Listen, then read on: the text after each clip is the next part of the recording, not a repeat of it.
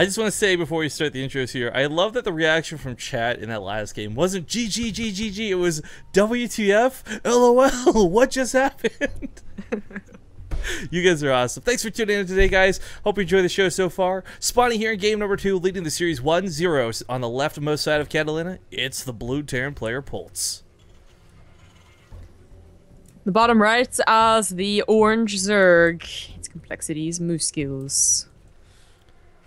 Alright, so Moosegills, honestly, objectively, guys, and I'm not trying to build up something because he's down 1. I'm not trying to force an underdog story on you guys, but he's a pretty talented player when it comes to North America. Those who are in the North American scene that played against him can definitely attest to this. The problem is, I'm pretty sure a lot of you guys have probably never seen him before.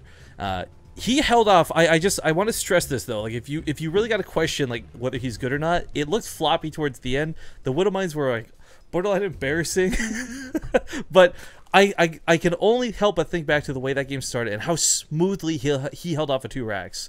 We see some of the best players, like Snoot constantly gets heralded as like the best forward Zerg player, this, that, the other, and then like I watch him die to 2 racks is quite regularly. Maybe that's just bad luck and I cast like the 1 in 100 games he loses, I don't know, but like I'm just saying, Moosegills holding off that 2 racks, really for me I was like, wow, this guy has got this game in the bag. I was really shocked to see that go the way it did. Yeah, I think there was some like Moosegills probably was expecting Polt to play like that either. For the first like 2 Doom drops or whatever, Moosegills was like, okay, like that's expected. The first 2 medevacs, like, he's definitely gonna try and drop. Maybe try 1 Doom drop again. I got that covered, and then he stopped. And then Polt kept Doom dropping. So that's why I was like, you know, it's a testament to like just it's a 2-rack Reaper, by the way. Yeah, I was just gonna say. Testament to like persistence. But Moosegills, I feel like he thought he was going to win after stopping those 2 Doom drops, because like I can't really explain why he stopped upgrading. That's like the number 1 like question in my mind is like he stopped at 1-1. He must have thought he was going to be able to like do like a kind of all-in attack and win, and it never occurred, and he just forgot the upgrade. Yeah, the upgrades definitely were something that resonated with me for sure, but I think at the same time too, on the same point, like after he held off that first Doom drop, he stopped leaving units in the main. And I mean, like he had units waiting for those drops for so long. He was so prepared, expected to come. Maybe it's where it started to fall apart. But talking about this game, we got the 2 racks Reaper on the way. Like I said, I was kind of expecting to see some Reapers. Didn't exactly expect 2 racks Reapers. It is Catalina, and one of the nice things about it is there's plenty of ways into the base from multiple different angles. And maneuvered correctly, Reapers can just be one of the most annoying things for a Zerg player to deal with in the early game. Moosegills did start taking a gas, though, and he should be covered around that 6-minute speed timing. But up until then, I mean, with the bunker coming down here at the natural, it's kind of a safety spot for the Reapers to hide out in. Although I think a Queen should be able to chip away at that from the high ground. Once he has 3 Reapers, he can protect it on the high ground, though. As in make a big bunker on the high ground as well. I mean, if he was rough, he'd make a planetary in the high ground. No, dude, if he was rough, he'd probably make like a barracks that floated up to the high ground or floated from the main over. I mean... That's what you do first, and then you put a planetary. Rifkin, I've seen this man do this. Okay, my bad, sorry. I was making a joke. I didn't realize we were actually quoting a rough build. Oh my god. Oh god, Polt's putting 2 more barracks. What's going on? Oh, who is this Oh, is man? this going to be 5 racks Reaper? Is this going to be 5 racks Reaper? I talked about it jokingly because I've seen it in the past, but I didn't think he was actually going to do it. You know, Polt is like usually the guy that he has like 1 or 2 like really like cool, goofy kind of builds. That's perfectly fine. Good to throw in a best of 3. But he definitely just like throws in like 1. At least from what I've seen, right? Like to see 2 kind of weird games in a row, it's pretty cool. Yeah, no, this is definitely a side of Polt we haven't seen, but I guess at the same time, like the logic is, it's the end of the year, you're wrapping everything up, there's no big tournaments to hide your build orders for, you're not looking to do anything crazy. Maybe you just came into this tournament with the mindset of like, I just want to play and have some fun. And I kind of feel like that's what's happening right now, because he's definitely having fun. 4 Reapers at a time. I don't know why. Like, why not go for the 5th one? Don't disappoint Rifkin. Yeah, I was hoping for the 5. Maybe it's a reactor. Maybe it doesn't disappoint Rifkin. I don't know.